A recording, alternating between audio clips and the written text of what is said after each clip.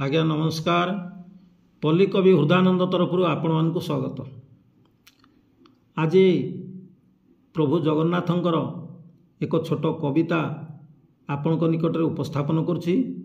यह आपण हृदय को छुईब और प्रेरणादायक हेब बोली मोर आशा और विश्वास। बाबू रे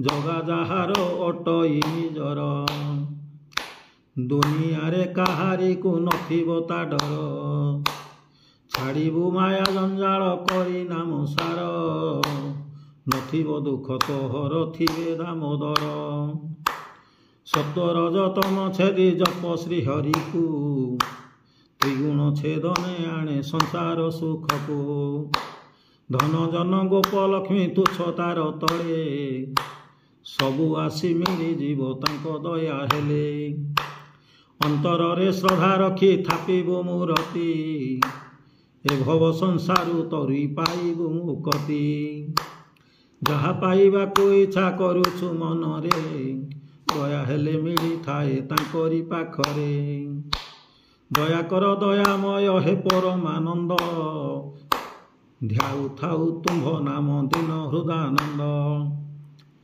मोर कविताटी जदि आपणक हृदय को छुई थाए ताहले लाइक और शेयर करिए।